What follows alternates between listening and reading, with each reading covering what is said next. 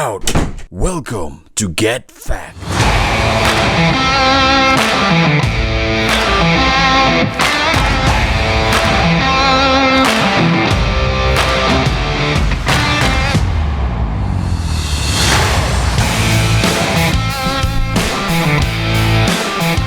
Hello there. Hello. What a sunny, lovely day. It is.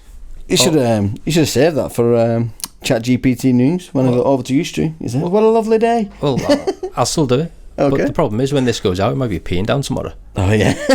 Listening. Lovely day, eh? What the hell about these thunder and lightning? With these two clowns. Yeah. But we're in an attic, so it's like a sweat box. It is a bit warm up here. Yeah, we can't open the window because last time it sounded like Amazon rainforest.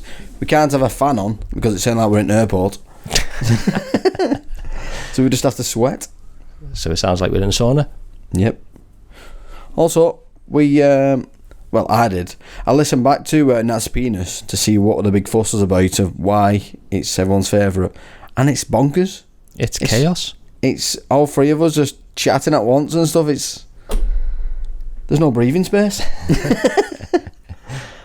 Does that mean Dan can't come back? Yeah. Oh, right. He's done. No, he's back. He's back. When he's back as well, we'll do Nazi Penis 2. The return. Nazi Penis 4.2. 4.2 inches. Yeah. I don't think we get away with calling it that though. 4.2 inches. Well, yeah, Nasty Penis 2 inches. Yeah. Good do. How are you anyway, Stu? I'm warm. Apart from sweating. I'm warm. Proper warm. It's like a sauna in here. It is a bit warm.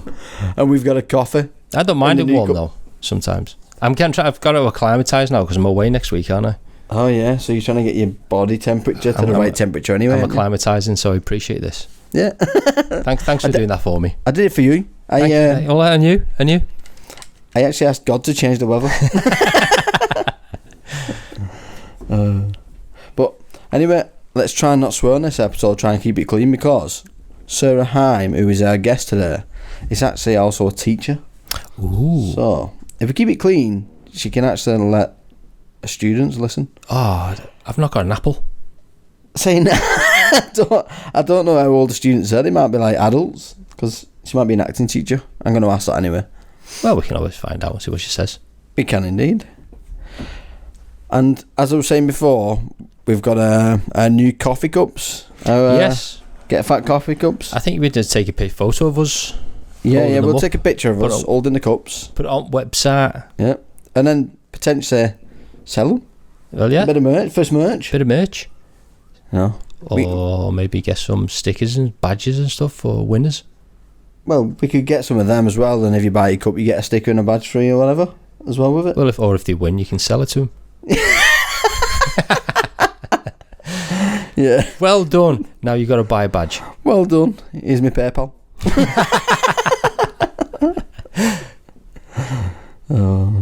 So, what do you know about cults? Cults. Yeah. Cults. I've watched a few bits and pieces on cults.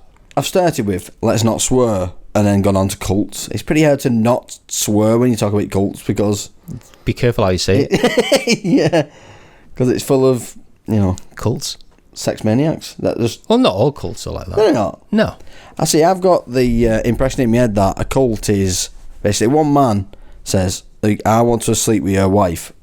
So, if you want in on the cult, you must bring your wife to me. That was kind of like how David Koresh did it. David Koresh, who convinced people he was the second coming of Jesus and started the Waco. Is that what it was? The Waco fiasco, yeah. Imagine that. People fall for that as well, don't they? You do, yeah. It doesn't get better with like sex either, because female are also doing that as like a female cult leader that also sleeps with females' husbands and stuff. Yeah. Mad. That's all it is. Do you reckon you'd fall for a cult? No. What have you said? Depends if the cult leader was fit. Yeah. Well, his name's Bob. Like I said, depends if he was fit. Yeah. I'm not picky. Did about the Titanic? Titanic? Yeah.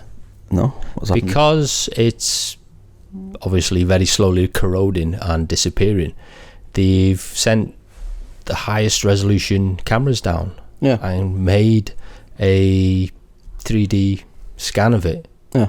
And you can actually go and visit it via your computer. Well, like a VR almost. Oh, like a VR thing, yeah. Yeah. So I couldn't think of the word. That's well cool, that. It's good the way they've done it. I might not be able to do it because, as we noticed, I can only hold my breath for 30 seconds. Yeah, you have to hold your breath when you put it on your TV screen. I'll virtually drown. Steve, take your VR goggles off.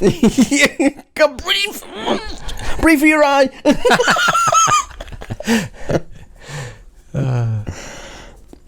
Have you seen the bodyguards that have them fake arms? No. No. I think they have them for like the king and everything. So they got bodyguards and they've got like, you know, a fake plastic arm. Oh, yeah. They've got like a ring on it and everything. You can tell it's fake. And basically what they do is they hold that fake arm and with the real other arm, they've got a gun. They're holding it. Pointing That's a good idea, that. So if anything happens, they're ready for a shoot. Wow.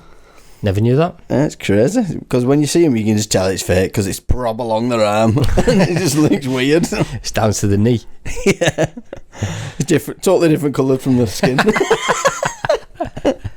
Hey, why's he got a black arm? I know, yeah. Or a white arm. Yeah. Not a bad idea, that. It's a good idea, isn't it? I mean, I don't know how much people are falling for it. Like, I could tell it's fake. Yeah, I've just redone the gym again, Stu. Because I saw the picture you sent me. Of the gym, yeah. Yeah. So, what are you charging to join? Or do I get my treats? But the only reason I've done it is I've realised I'm starting to get fat. People say like at work, oh, you're putting a belly on now. But that's not the only clue. Every time somebody walks past with a takeaway and they ran me dog barks thinking it's coming at the door. So it's like he knows that takeaway's coming to our house. Oh, cheers, Jack.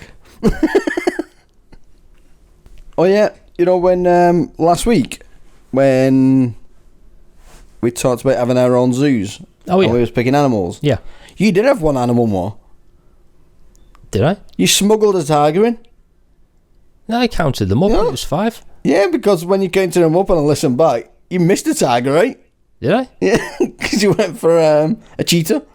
So you had a cheetah and a tiger When did I say tiger? at the beginning. I don't remember You went, saying. Elephant, A rhino, elephant, cheetah. lion, Did and I then you didn't say went on lion, for did I? someone else, and then you went to cheetah, and then you went on someone else. I'm like, how many animals has he got? He's smuggling tigers. No wonder he's got a better zoo. I don't remember doing that. Yeah, that's what a smuggler would say. First rule of smuggling. Yeah, don't get caught. Denial. Don't record you saying it. or denial. Yeah. Well, all I can say is it was a rescue tiger. I rescued it from your zoo. A rescue tiger. I rescued it from What are your you trying to zoo. say? I'm not with it today because I was on night shift last night, so I'm a bit knackered. I've not prepared at all. Not like you. I know. It's only me that doesn't come prepared. No, yeah. See, I've got here Wiganese app, but I've not even downloaded it, and I don't even know if it's a thing anymore. Wiganese app. Yeah. I was going to go through a few phrases in Wiganese, and then you had to tell me what it meant in normal English. Okay. But the app's no longer there. It used to be on the market. Could I just put it in Google? I could do, but you used to say it. You know, like you press it and it says, push iron. What's that? Push iron. Ride a bike? Yeah. No, so is it a push iron is a bicycle? And then there'll be simple ones like binman. Has binman been? Which means, has the dustman been? Or Has the local waste refuse collection service been to your house? yeah. See, that's why I need the answers of what it actually means, because I'm from Wigan. To me, I don't know how to explain it otherwise. You know, on the last episode, how we did a video recording for the first time. Yeah. I watched that back, a bit of it. I was like, Jesus Christ, Ali Gold on that. I've got to the point where I am the age where I could be pronounced a nonce. Do you know what I mean, though? Thank God I've Do you know passed what that I mean? age. when you stereotype and you think of a nonce, you don't think like an 18-year-old or stuff like that, do you? No. You always think like some old, creepy old man. Yeah. And I looked at myself and I think, Jesus, I've hit that age. I could be a nonce. Yeah, but you've not got grey hair like me. But, yeah. It's a bad way to explain it. I mean, I'm in my late 40s. You've gone past it now. I've gone past that threshold. Yeah. You're too old to be a nonce. I'm just a grumpy old man now. Yeah. Get off my bloody lawn. I know your face. Go play around your own end. Yeah. Talking about stereotypes, so like stereotyping now, what if you was to say like a Karen, what are you seeing? What's a Karen? Well, I never actually understood what a Karen was. Yeah. Until I watched some YouTube videos. And a Karen to me is someone who just likes to kick off about anything minuscule. No matter how small it is, they'll make a big issue out of it. Yep. But what did he look like to you, a Karen? See, with me, a large, middle-aged woman. Yeah. What's the hairstyle? Long and a bit scraggly. Yeah, well, for me, it's like almost like a big fringe, almost. Karen. Or those ones you see with mullets. Yeah. Us humans, we stereotype a lot, though, don't we? Like MMA fighters. If you see someone with like cauliflower ears, you assume that they're an MMA fighter. They could be a rugby player or anything. Well, yeah. So we stereotype a lot. I suppose there's got to be some way that we categorise things in our own minds. Identify people. That's it. War clans, samurais, Vikings, and Mongolians. Do you know much about them? Do you know what? Much about war clans, like samurais, Vikings, Mongolians. The Mongolians were very brutal. Was there? Apparently. Which film was about Mongolians? Wasn't Image Matrix in it? Keanu Reeves. I thought that was a samurai. Or was it The Last Samurai? Was it? Or which was the one with Tom Cruise in? About samurai. Oh, that's the one. Yeah. Tom Cruise did a samurai one. I think didn't Keanu do a samurai one as well? I'm sure it's called The Last Samurai. But I thought that was. Or did they do it together? Found out now. I've not watched them, so I wouldn't know. Tom Cruise. Tom Cruise was The Last Samurai. What was the? So what was Keanu Reeves in? Yeah, I'm sure he was in one. Wasn't he some 47 Ronin? 47. I knew it was something to do with Ronin. Yeah. Yeah, that's the one. That was another good film, Ronin. The one with. What, is it just called Ronin? There's another one called Ronin. It's not a samurai one or anything. It's based on a big actor in that, isn't there? Yeah, it's a couple of them. Robert De Niro. Yeah. Gene Reno. Gene Reno. He was in that sniper film, wasn't he? Yeah, Leon. That girl. Leon. Yeah. That was a big film. That was a great film. That. It was. I can't remember what it was about, but I just remember it being good. Yeah, brilliant film. That. Are we back to movie reviews? Stoovies. Mm. They should have done a follow up to that. What? Just Leon. Make something out of it. Should have done a follow up. It would be great. Of what, the film or movie reviews? The film. Right. The film Leon. They should have done a follow up to it. Wondering what you meant then. I might do the news, chat GPT news, and get out the way and get my tongue working. Because my tongue feels broke because I've not slept much. I always sound drunk when I'm recording here. It's that special brew I give you. The special tea. What you put in it? You don't want to know. Shall we get a chat GPT news then? Yeah, let's do it. A man in India has set a new world record for the most push-ups performed in 1 hour. The man completed a total of 2,682 push-ups in 60 minutes, breaking the previous record of 2,682. So he did the same. A group of researchers in the UK have developed a new type of concrete that can absorb water and self-heal cracks. The concrete is made with a special type of bacteria and can produce limestone, which fills in any cracks that develop in the material. A woman in Australia has been reunited with her pet parrot. After the bird went missing for 2 weeks, the parrot was found by a group of children who spotted it sitting in a tree and managed to coax it down for some food.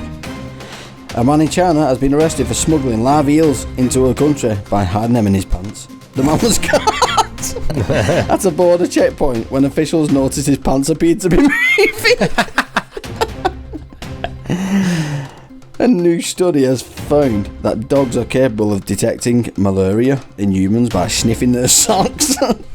The study, which was conducted in Gambia, found that dogs were able to identify 70% of malaria-infected individuals by smelling their foot odour. Wow. That's disgusting. It is. Poor dogs. So you got some police dogs that are trained to sniff cocaine, and then you got some dogs that are sniffing socks. You got the short straw there. Over to you, Stu. It's bloody warm. It is warm, I'm sweating. I'm melting here. I feel like Jabba the Hutt. I'm just melting in my skin.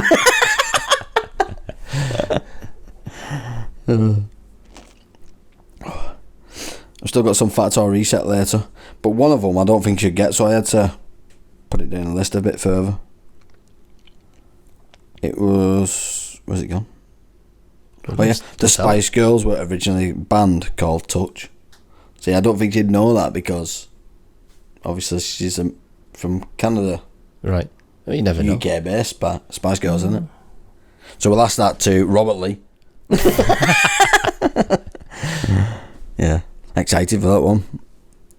To blow my mind. I'm just glad that's not today because already my mind's a bit melted. Oh yeah. So it's up. It's Arctic on Tuesday. Yeah. Is Dan coming on that one? I don't know. He said he wanted to come to it, didn't he? Yeah. I'll ask him. Yeah. Get him back on for the... But when's he doing his run? What? When's he doing his run? I don't know. It's in May sometime, isn't it? I'm sure he said it's tomorrow. Is it? And if you listen to this yesterday... Yeah. Oh, there's it. No, so if it's tomorrow, it'll be today. It runs today. Oh, is it run today? Yeah. Right. Yeah, it runs today if you're listening tomorrow.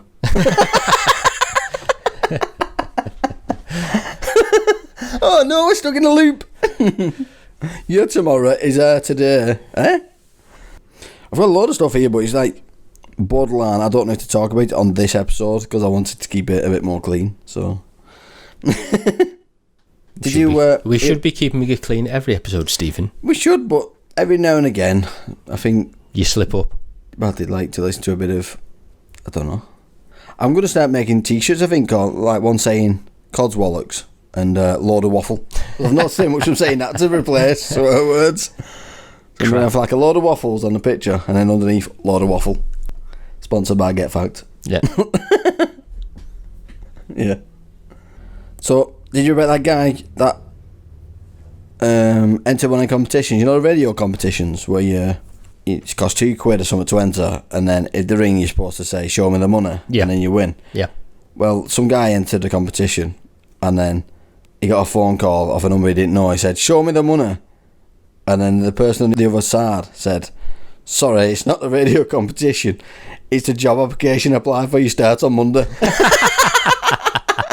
Hey, gutted would you be? Oh God, you'd be so gutted to find out you just got a job. Imagine then you turn up on your first day of work after you've said that. I know. Show me the money. Get in work. Gutted. Yeah, you'll see your money when you get paid at the end of the month. What? I've wrote something here, me, and I don't even know what it means. It was I've wrote this when I just woke up. I've had a dream. You know when we're talking about them dreams you can control and that. Oh yeah. But I've had a dream that I controlled, but I forgot about it now. So now what I've wrote down doesn't even make sense. Control dream, dog poo on shoe. Stu was in dream listening to classified James Bond music. What was I thinking? What does that mean? Classified James Bond music. What does that mean? Oh, we could do with a dream interpreter. Oh God! Save that and get a dream interpreted on. In my head, I thought, yeah, I'll remember if I tell Stu about that. I know what it means, but because it's been a while, I don't even know what it means. I can't remember that dream. James Bond music. Classified James Bond. I even wrote that. I have a sleep. I don't even know if it's spelled classified. Well, what would you class as classified James Bond music? I don't know. Oh. Got a That's playlist? What have you got on your playlist, Stu? Some classified James Bond music. Download it off Amazon. Don't choke, Steve.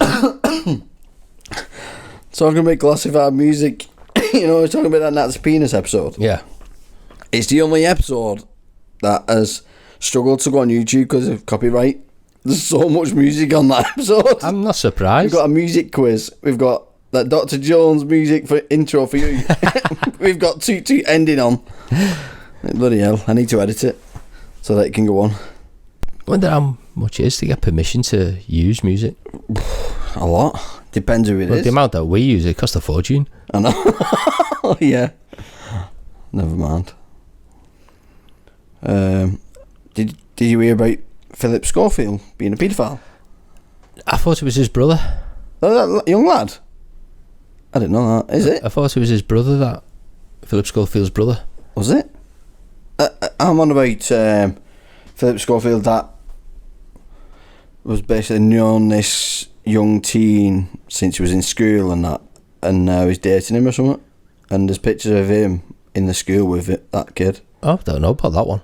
And I heard he's something always about out his, I'm sure, I'm not 100%, but I heard something on the radio about his brother. Yeah. At what age do you think you get the death grip when you're an old man? Have you ever shaked an old man's hand? They nearly break your hand. I don't know what it is. They just like a vice. How do you mean? How old? That's what I'm asking you. So have you got to the point yet where you got super strength hand? I don't know. I always give a firm handshake. Anyway. Yeah. See, I'm the opposite. I'm like, good to see you, sir. You give a little feminine yeah, one. a little feminine one. And then when they crush me on, I'm like, ow. Oh, I give a manly. I don't, because I kind of feel like, you know, it's not competition. We're not having an arm wrestle. I mean, I have shook hands with someone who's femininely shook hands with me, and I felt like, oh my God, I'm crushing his hand. That'd have been me. I always give a firm handshake. Yeah. That's how what I was. I think it's because I hesitate. I don't like sweaty hands, so it's kind of oh no, mange. So it's like a little. No, it's something I've always been told to do. When you shake hands, you give a firm handshake. It might be because you're a bit older. Then it might be that. I've always done it. So maybe if you're even older, like 70s, 80s, maybe they was told, you know, you get your hand in here, just crush the other man's hand. That's how you say hello, like a man. I mean, although I give a firm handshake, I've had shook hands with some men and they've nearly crushed mine. That's me every time. Oh my God. And I've tried to squeeze back. We have like a handshake war then. Yeah. Mr. Shaky Hand Man from Bonsai. Remember that? Just shaking hands for about 10 minutes. That was my watch telling me to get off my ass. That's it. To get off my bottom. Yeah. Got that.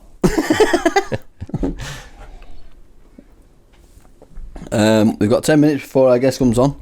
We'll leave it at that, and we'll join our guest in a minute. See you in a second. See you in a click. Ciao.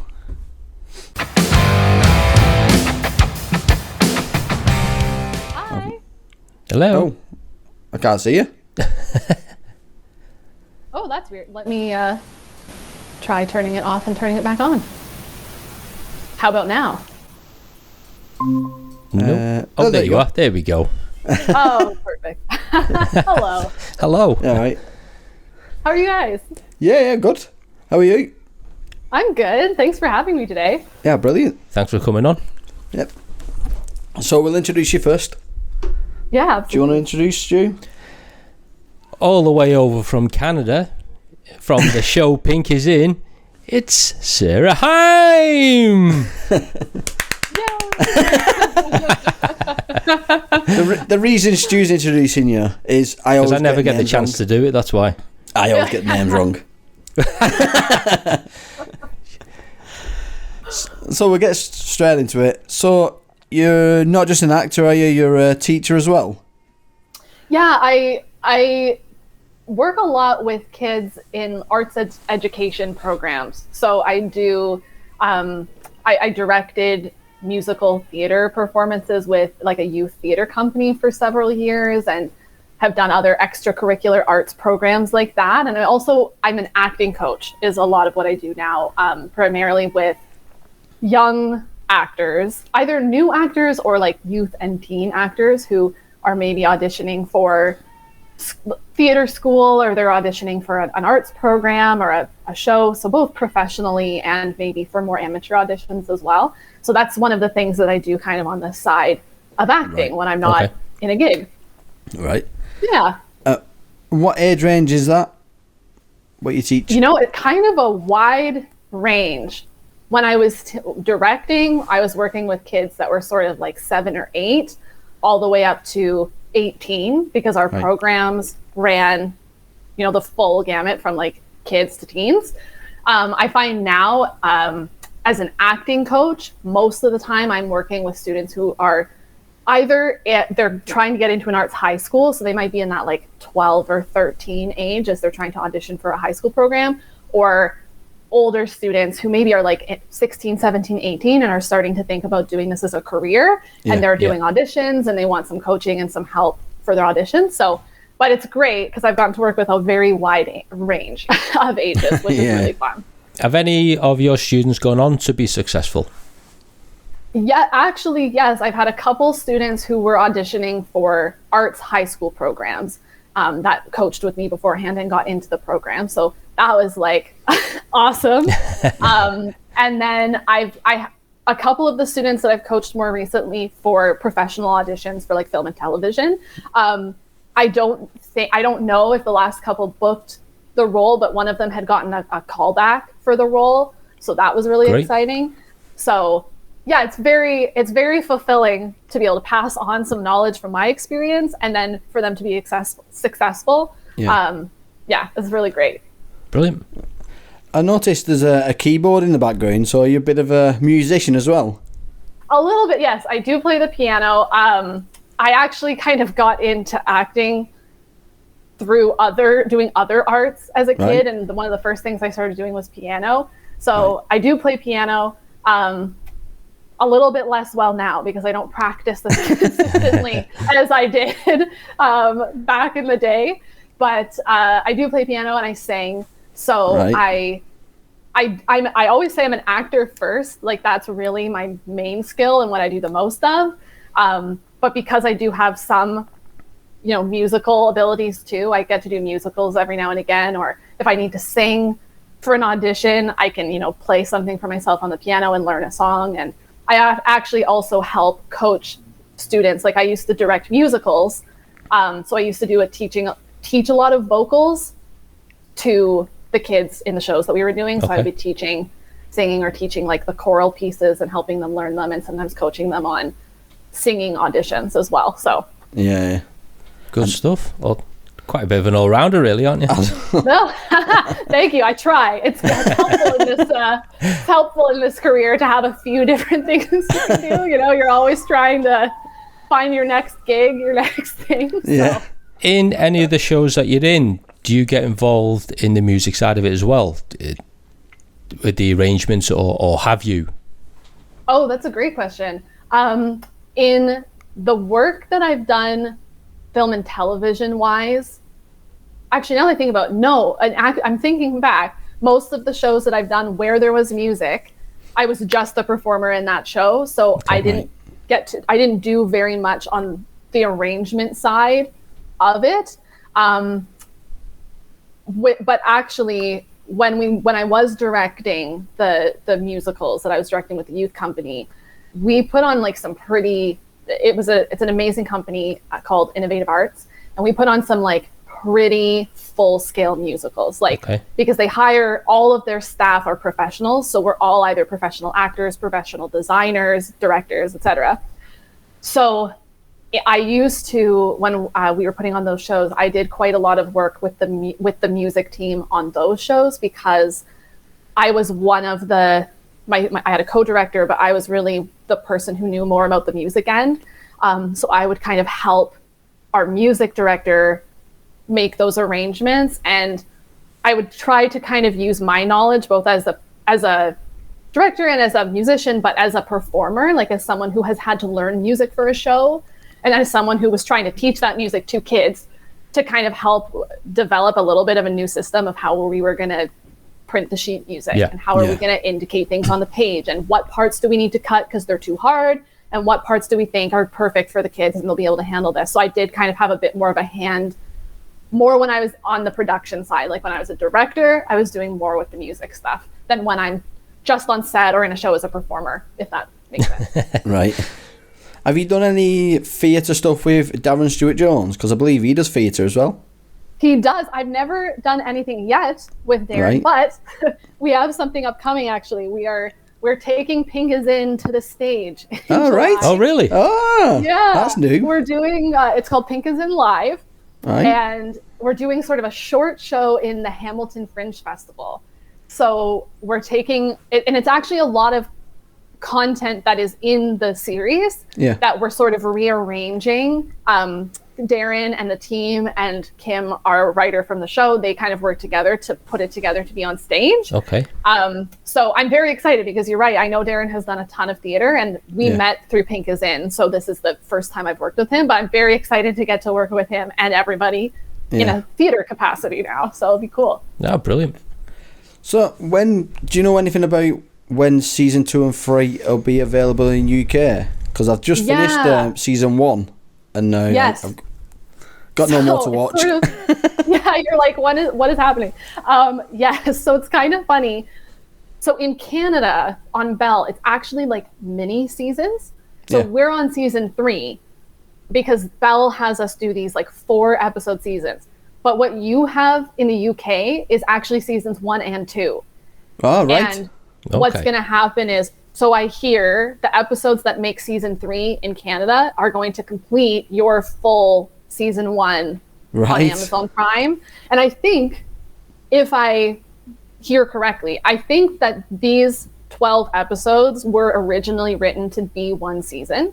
Right. And then just based on the way that Bell does their content, they do these shorter seasons instead. So they kind of split it up into 3 small seasons. Right. But what you're going to get on Amazon Prime is going to be one full 12 episode season. So I've watched 2 seasons. Yes, you have. Which I know is like, every time I'm trying to post or share about it, I'm like, it's season 3 here, but it's season 1 in Prime, but it's the same. It's very, it's kind of funny, but yes. So you've seen 2 seasons. Yeah. And I think, from what I've seen, it looks like you're going to get the remaining episodes in June. So not too far off. Well, sticking with the Pink is In theme, explain your character. Okay. Yeah, absolutely. Who is she? Where did she come from? I play Kitty Cat.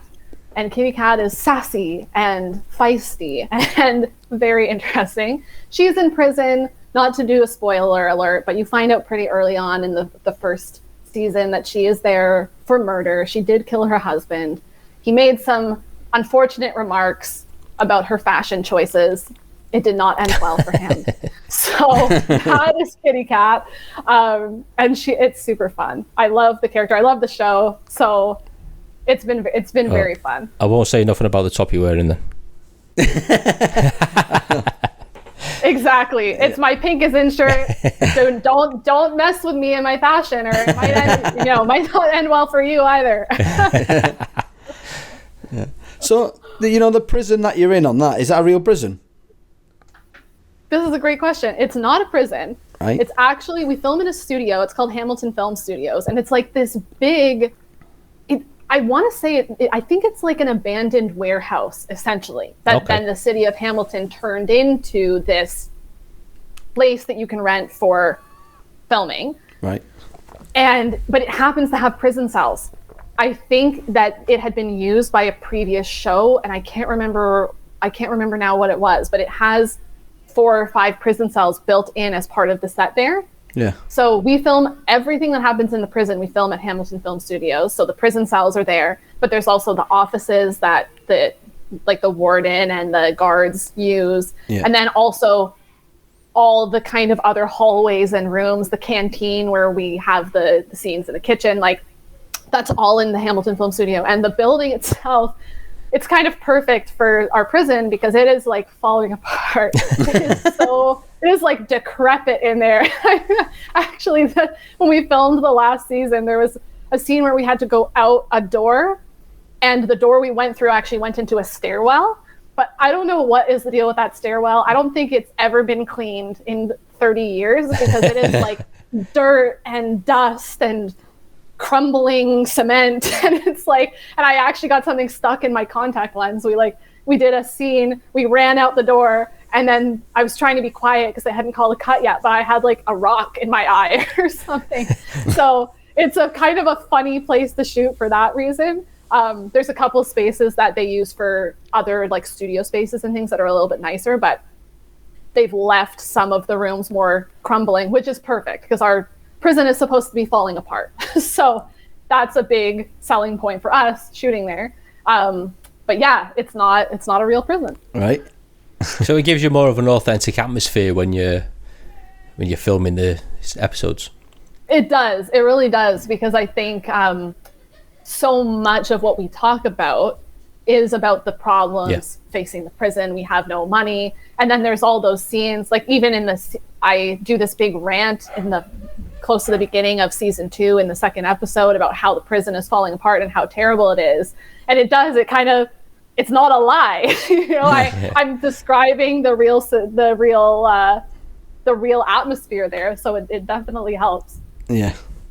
So when you applied for Kitty Cat, did you apply for any other roles in Pink Is In? No. Or just the one? Good question. I actually just Kitty Cat. What happened actually is that Lisa Crawford, who is the creator of the show, who also plays Nesrenko on the show. Yeah.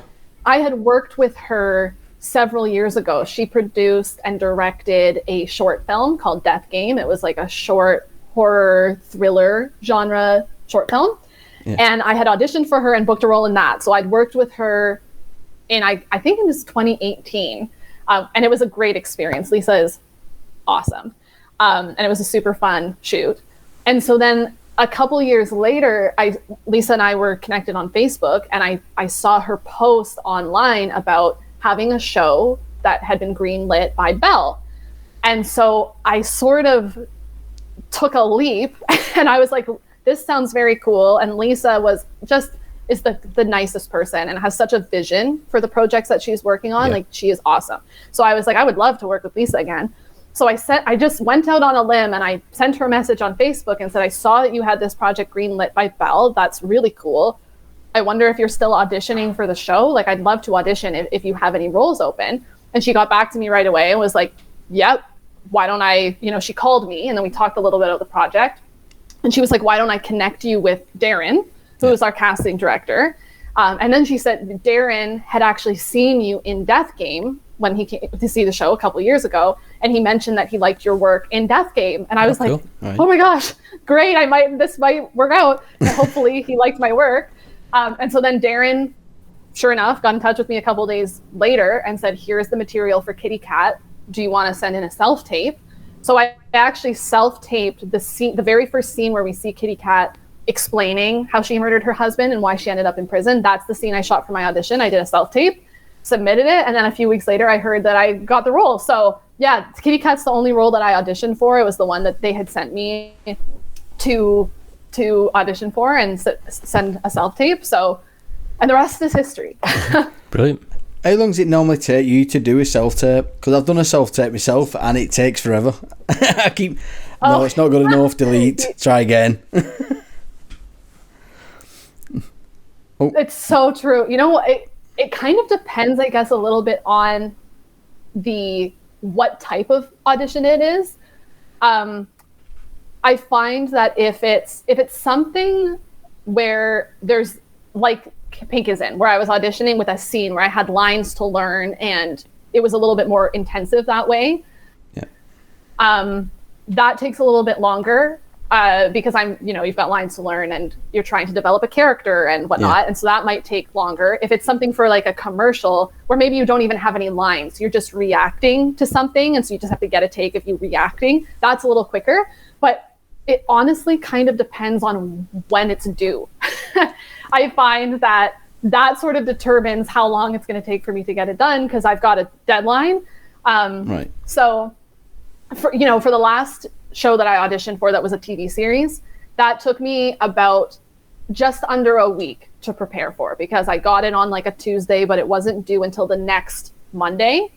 And it was 4 scenes. I had to learn 4 scenes and film them. And that took a long time because Nice. they were long scenes too. And there was 4 of them, and it was so many lines. And so I kind of broke it up. Like each day I would learn a new scene and try to really, learn the lines, but get a sense of the character and what am I trying to do in the scene, and like what am I doing overall. And then I would learn one and then film it at night when my husband came home and he could read the lines for me for the other character. And then that one because it was complicated, I saw my acting coach for some help too. So I worked on the next 3 scenes over a couple of days, and then I went and saw my acting coach on a Saturday morning. She helped me film them all, and we got the other 3 scenes filmed in about an hour. So once I was really prepared, I find if I've got some time to really prepare and really I'm really confident in what I'm doing in the scene and the choices that I'm making, then when I go to film it, I can kind of bang them out quickly because I've made my choices, and then I just have to capture it.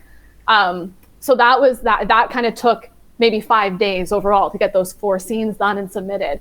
But the last time I had a commercial audition last week, I learned it, filmed it, and sent it in within an hour, because that's all the time I had. I was working, I had a meeting in the morning and a meeting in the afternoon that I couldn't move. So I made some notes, and then I was like, okay, I've got an hour to get this done. Let's go.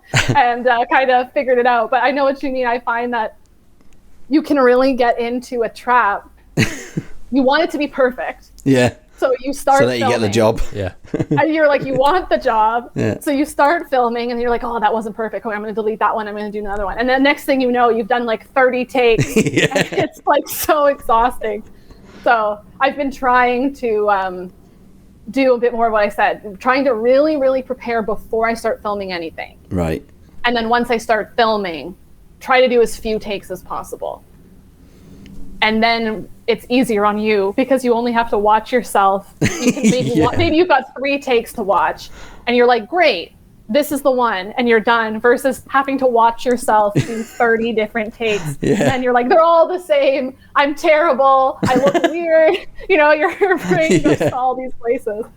So I don't know. Do you feel like that when you look, but you watch your self-tapes back and there's too many takes? Oh, yeah, And then you're definitely. just like, Definitely. There's little things, it's like what we're doing with my eyes in that one and stuff like that. Exactly. It's the small things. You're like, why did I look over there? Why did I move my arm like that? That's so weird. Yeah. Well, it was just, you did kind of just answer the question then. When you're doing those little short videos, does someone read with you? Yeah. So most of the time, yes. It's really good. It's really important to have someone read the other characters' lines, because so much of acting is reacting to, right? So, and a big part of what the casting directors are looking for when they watch your audition isn't just how do you say the lines. It's also what do you do in between the lines. Yeah. How do you react to what the other person said, or what are the thoughts that you're thinking as the character? So, I always have somebody read the other lines. And it's often, as I said, it's often my husband, because we can film at night or whatever. And if I need to do another take, I'm not concerned about, if it was somebody. Sometimes people will have other friends or other actors do it, but I always find that makes me feel a little pressured because I don't want to take too much of their time. So then I rush myself a bit. But my husband is very patient, and he's actually a very good reader, which is very convenient for me. He's like he just lives here. So it's easy to, like, come on, I need you to do a scene. I take it he's not an actor himself. He's not, no. So that's the only thing, is that sometimes if it's especially something like a comedy where you need to have a little bit of comic timing with the other person, that's when sometimes I go to my acting coach, or I go to another actor to help, because they have they just have more training around what is in a comedy. How does the timing and the banter Yeah. work. So Yeah, sometimes I'll get help from someone, especially I find my acting coach is great because then she can also kind of guide me on the scene or give me some suggestions as well and kind of help me continue to learn. But I have to be honest, this week I cheated and it was for a commercial audition. And there was a line that was supposed to be said before I said my lines. But my husband was at work and I only had this hour to shoot it. So finding someone else who was going to be available at that exact time that I could FaceTime it was going to be tough. So I recorded myself on my phone saying the other line. And then I played the recording and timed it so that I could just play off of my own voice saying the other character. So I don't recommend it, and I don't do that very often. And I would never do it for an actual scene, but for a commercial tape, when it was something very simple, I kind of found a workaround there. Yeah. Well, I was going to say, how do you learn your lines on scripts? What's your secret? Yeah. That's a great question. I find that honestly, repetition, saying it over and over again. And usually what I do is let's say I'm looking at a scene, I'll start with one line. I'll repeat that line a million times. I'll try saying it in different ways too. So sometimes I'll say it with no emotion, then I'll say it with the emotion of the scene, and then maybe I'll sing it, and then I'll do it with a funny voice or something, just to kind of not only learn the lines, but know that I can say them in different ways without it throwing me off. Because of course, as soon as you start adding the emotion of a scene, sometimes the lines go at your head. So I kind of like to do that. And then once I feel like I've nailed that line, I'll go to the next line, do the same thing with that, but then I'll go back to the first line again and repeat them in a row. Yeah. And then I'll do the third line. And once I feel like I've got that, I'll go the first line, second line, third line, and just keep going back to the top and reading them through in a row so that you keep going back to the ones you've already learned. Okay. And I find I have this app on my phone now where you can record your lines and the other person's lines and play it back. Right. And so I've been using that a lot too recently, to record the other person's lines so that I can practice mine and then hear theirs and then practice my next line, responding. Just so that I also get familiar a little bit with what is driving my lines. Like, what did the other person say? And exactly. And so it's not because I want to, of course, once you go into a scene, you want to be a little bit in the moment, and you're trying to create the effect that you're hearing this other person speak for the very first time. But for me, it's helpful. And once I go into the scene, I can forget what the other person's going to say and just try to live in the moment of the scene. But as I learn my lines, it is helpful for me to know, when does the other person's line end? So when do I come in? Like, what's my cue? What did they say? Because sometimes hearing also what the other person says, I'll have been running these lines for 3 days, and on the third day, I'll hear what the other person said in my recording as I practice and go, oh, that is why I'm so mad, because when he says this, that word, it brings up a little bit, it will spark some ideas. So that's kind of my process. Yeah, it's kind of similar to what I was doing, but less professional, because I was kind of winging it. I was like, last year when I started to try and act, it was like a midlife crisis almost. I'm 32 now. And I thought, you know what? I like drama in school. I'm going to start acting. And I applied for a few movies, and then I got a few scripts, and then I'd record myself doing my script, and then record myself also doing their script, and then I'd be listening to the whole thing while I'm going for a walk, so I get used to what they're saying so that I knew when to come in. And I was kind of just winging it, because I've never done acting before. You're like trying from to what you said, it seems like I was on the right course. I was going to say, for your first kind of go at it, you nailed it. It's perfect. And it's actually really smart of you to listen to it while you're going on a walk too, because something I always tell my students as well is that if you learn your lines sitting down, because that's kind of a lot of people's first instinct is to sit down with the script. Yeah. But what sort of happens is that if you learn your lines in like a sedentary position, when you get up and you start adding in the emotion, you start adding in blocking and walking around and doing all of the things you've got to do, your lines kind of go out of your head. So exactly, there's all kinds of distractions and all kinds of other things you're thinking about. But if you can learn your lines and kind of get it in your body, like you move around, you've walked while you've said them, you've done the dishes, you've acted it out with emotions, like you're more likely to actually remember those lines once you're on set or on stage and you actually have all those other distractions coming at you. So again, you hit the nail on the head. You just go out, learn while you're moving around, or I like to pace around my room.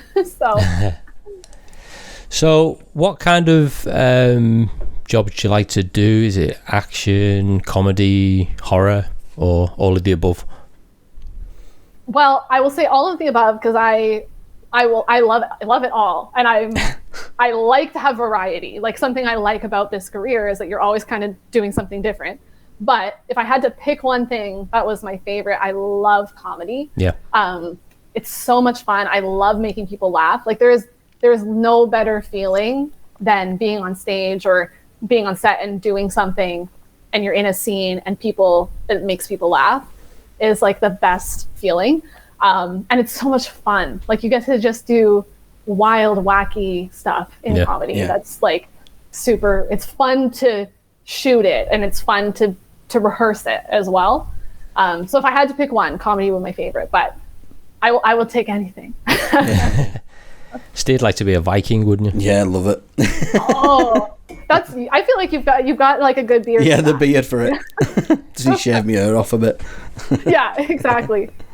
That would be cool. I think it would be very fun to do any show like that, like Vikings or even like medieval stuff or fantasy or anything with action. I think would be so much fun. Or like Marvel. I would love to do a Marvel movie where you kind of get to do comedy and drama and action and brilliant. Fighting, like everything in one. It'd be fun. Have you done any historical acting, whether it be on stage or film? Oh yeah, yes, I did quite a bit of Shakespeare when I was both in theater school and out of school. One of the first things I did was actually like a workshop production of Romeo and Juliet. I did the Comedy of Errors in school, and even in high school, I was in a bunch of Shakespeare stuff too. So I actually really love doing Shakespeare, and have auditioned actually for. We have a Stratford Festival here is one of our biggest theater companies, and they do Shakespeare every year. And I got to audition for them last year and do a Shakespeare monologue. So that's the most historical kind of work that I've gone to do. I obviously love the contemporary things, but I do have a spot in my heart for Shakespeare. I really enjoy the challenge of the language and how technical and verbose the language is, but then like finding that challenge of, okay, yes, there's all this poetry in the language, but how do I make it accessible to an audience watching it now? How do I say this line and make it seem like I came up with it in the moment? It's the first time I've ever said this, and make it clear so that the audience member can understand it. Like, one of the most fun projects I ever did was the Comedy of Errors, which is a comedy that is Shakespeare. It's a super funny show. And it was so much fun because it's just a funny show in general, but then we kind of got to do a bit of an interpretation with it and go, okay, this is a joke. What can we do with this joke to make it funny to a modern audience who might not be familiar with the play, and kind of find a way to keep the Shakespearean text, what it is, but find a way to make it a little more contemporary in the way you speak it, I guess. So I really enjoy that. Right. I've never understood myself all that. For art thou thee. Oh. Yeah. I've never understood. And so when you're learning stuff, do you get taught how to understand it and what it means, or you just say it? That's the thing. It's so true. There's so much of both the way they say things like that with the for, thou, all these pronouns that we don't use anymore. So what does that mean? And words that we don't use. So yes, you actually do get a lot of training I got it when I was in theater school, but which is kind of what we colloquially call taking acting in university. I always kind of say theater school, and I'm like, I don't know if everyone knows what I mean by that. But we did do classes in Shakespeare where you got to learn how do you analyze a Shakespearean text. So what's cool is, first of all, if you have, like, I have the complete works of Shakespeare from when I was in school, in 4 books, like the tragedies, the comedies, the histories, etc. And what's pretty cool is that in most Shakespeare books, first of all, it will translate words for you. So if it's words or phrases that we don't use anymore, there'll be translations. So I am big on that. And actually, you can Google it too. There's like Shakespeare dictionaries online. So when I take a look at a Shakespeare text, like one of the first things I'll do is that I'll go through it and I'll find the words that I just don't know what they mean. And I'll look, if there's not a translation in the book, I'll look it up online and like kind of figure that out. Then there's all kinds of stuff you can do as well, like Shakespeare's in iambic pentameter, right? So it's that da-da, da-da, da-da, da-da, da-da rhythm. Yeah. And so you do a lot of work around what is the rhythm? And some of, this is getting very technical, but some of the, you're like falling asleep. Some of the words are unstressed and some of them are stressed. Like if you have that bum, bum, bum, like some of the words naturally get more of an emphasis. Yeah. So you might go through and go, okay, which words are the stressed words? Because Shakespeare did that intentionally. Those are the words that are the most important in the line. Yeah. So you might circle those and go, okay, the word love in this line is one of the stressed syllables. So I am going to emphasize love rather than the word before it, which maybe would be I or something like that. So that it just little cues like that in the script help you make a bit more sense of it because it's so wordy. Yeah. If you can pinpoint, okay, based on the rhythm of the poetry, what are the important words? Okay, and now I've looked up the words that I don't know what they mean. I understand those. I've figured out what words should be emphasized. And then there's even some really cool stuff in the text where most of the time it falls into that rhythm where it's like 5 da-das, right? 5 little pairs of beats. But sometimes there's 13 and sometimes there's 12 and sometimes there's 9. And often if you look at those passages in the text that are too long or too short, it's some moment where the character is like having an emotional revelation or they're like struggling with something or there's like some emotional reason in the text why it's not following the pattern. It's something is out of order. And so there's little cues like that too that you can use in your performance. You can go, okay, this line has too many beats. It's almost like they've got too much to say. They've got too much running through their head. Okay, that might give me a little bit of an indication of how I can say this or what I can do with it in the performance. So I find things like that, like they really taught us a lot about that in school. And those are kind of the techniques that I use to try to better understand what is happening here in this monologue or what am I saying here? And then I just try to find ways that as an actor, okay, so basically what they're saying is this. So sometimes I'll try to translate it. Like, how would I say that now as Sarah in modern language? And then I kind of try to take the way that I say it in modern day and sort of bring that to the way I say it in the Shakespeare text so that, you know, I've always find that if I go and see a Shakespeare show, I don't necessarily understand every word, but you know it's a good show when even if you don't understand every word, you understand what they meant or the gist, right? Because the intention of the actor is so clear that maybe you didn't know what wherefore meant, but the way they say it, you know what they meant, you know? So that's what I try to do when I'm analyzing Shakespeare and then performing it. I do my best. I mean, I don't know if it's ever been done, but I think it'd be cool to do, I don't know, The Tempest or Romeo and Juliet or whatever, and bring the language of it up to date to modern how we speak now, and to see what the difference would be. It would be really cool. I feel like, I'm trying to think of something I've seen where they've done that. I know that they've made like sometimes they'll do like Romeo and Juliet. All right, Romeo and they've Juliet.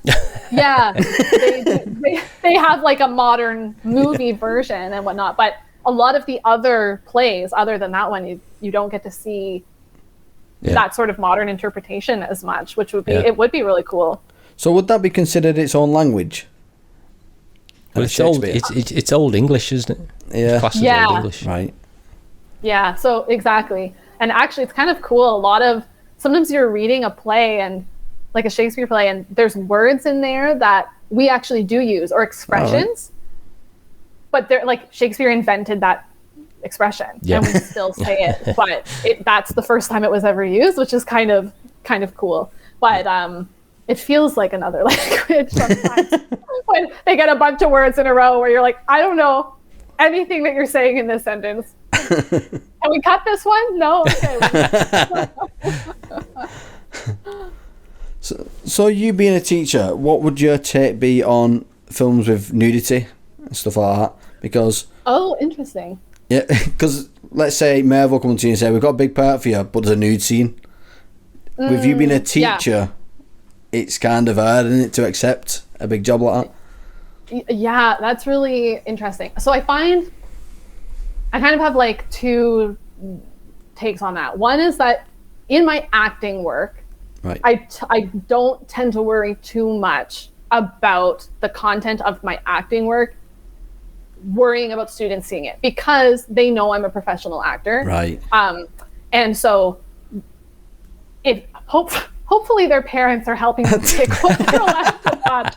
And so hopefully they know, like even Pink is In, right? Pink is In has some content that's a little bit mature in some of the jokes that are made and whatnot. And so, but I don't worry about that too much, because again, they know I'm a professional actor. Hopefully they're only watching stuff that is appropriate for them to be watching. So if there's swearing or there's, mature content, like hopefully their parents didn't let them watch that. They can watch it when they're older. So I don't let my teaching work affect really what I choose to do in my acting work. I'm more cautious about what I do, like personally, in the stuff that I post about. I don't put swearing in my posts that I make as Sarah, but I don't worry about that so much in my acting work. Now, me as Sarah choosing what I do in my acting work, I still have some, things that I don't like to do in terms of nudity. I have never been yet in a situation where I had to make a choice about that. I kind of have talked to my agent about it and been like, completely full nudity is just a no. Regardless. But I would potentially be open to talking about it. Yeah. Depending on the role. I think what makes a big difference for me is like, how necessary is it to the plot? Because sometimes I watch shows and something that really bothers me is when there's a lot of nudity, particularly of women, that is gratuitous. Like it's not necessary. And that always makes me feel a little uneasy, especially if the only people in the show that are nude are the women, and it's always the women. Like I start to have some feelings about that. So I think it would just depend on the project and what type of nudity and for how long, and is it needed for the plot, or is there a way to work around it? Like, and is there going to be an intimacy coordinator? Like nowadays we have intimacy coordinators who are so brilliant and who are on set and on stage to help choreograph these things, they have all these like amazing modesty garments that you can wear so that you're not really naked, but it looks like, if I knew that there was a qualified intimacy coordinator on set who was going to help make sure this was a safe thing to do, that would be a big green flag for me in a project, where if they were like, no, we're just going to wing it, I'd be like, I don't think we're going to be doing that. So it kind of in that regard, it kind of depends on the situation. Because I've seen a movie lately that was this female that was in a shower, but it was only the back of her that you seen her. So that's not too bad, but that's also classed as nudity. So it's that's the thing, right? Like it can mean a lot of different things. So if it was something like that, that's different than being like, you need to be completely naked. It's true. It kind of, and this is why it's great to have an agent. It's great that the industry is changing so much to be mindful of these things, that intimacy coordinators now are a role on set.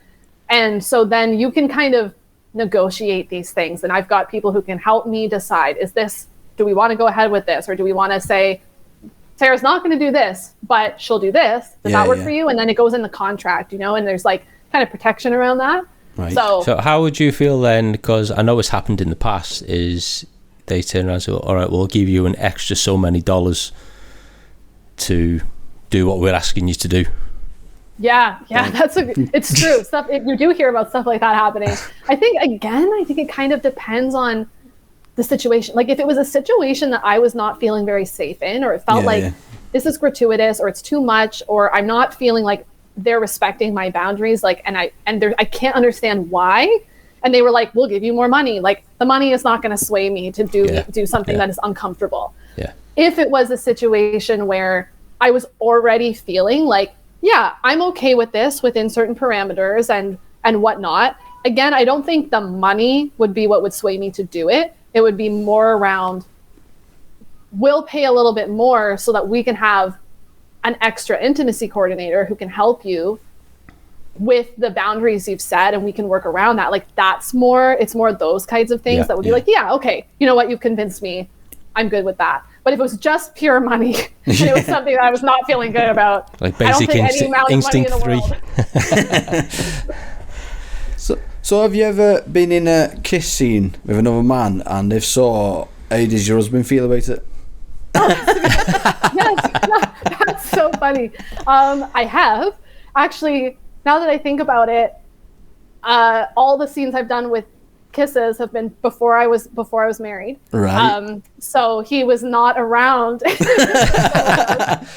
I did do a play when we were together where I had a boyfriend in the show, but we were breaking up. So it was like kind of intimate, but we actually never kissed in the show. Right. So I'm just thinking about that. But my husband is very supportive of my career and very, really gets it, like he really understands that what I'm doing is scripted and choreographed and not real. So it's not classed as cheating then? Yeah, no. Exactly. See, if my partner was kissing on a set, I'd be like, I'd want her to be a bad actor. So that I know she's acting. It's so true. He actually asked me the other day, because I think we were watching the show together, and I said something like, the chemistry between these two actors is like really, really good. And he actually asked me, he said, does that mean that their chemistry in real life is good? Like, or is that something that you can fake? That's what I'll go through my mind.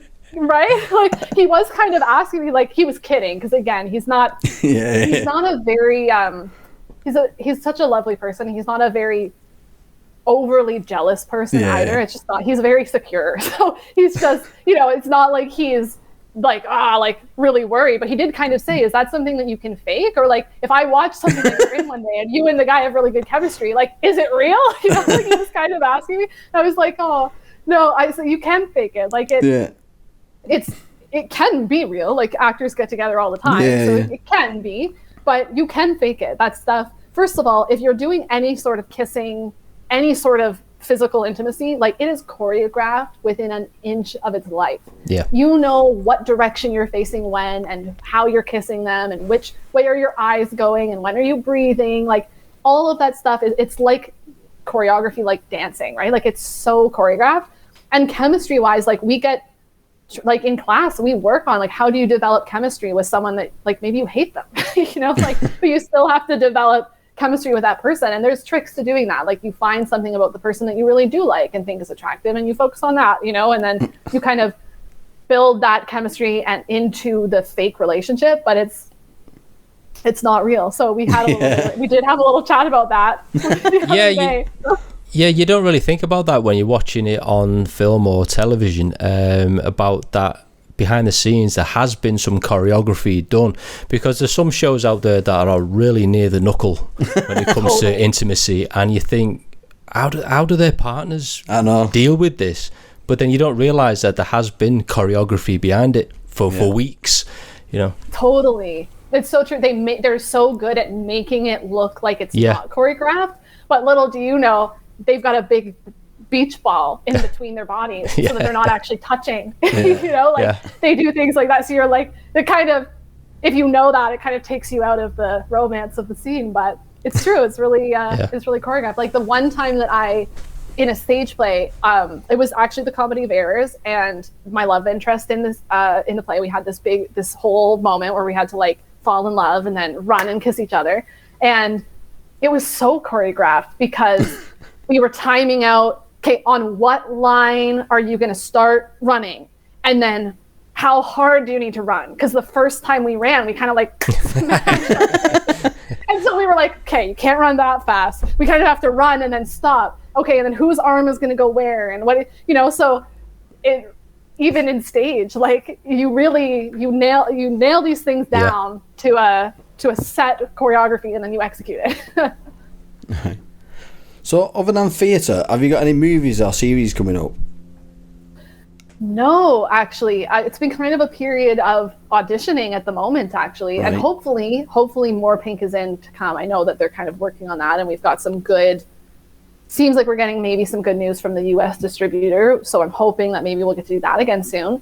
But it's mostly been auditioning this year so far, and actually, it's been a bit of a slow start to the year for everybody because, first of all, the Writers Guild in Hollywood is on strike, which. Yes.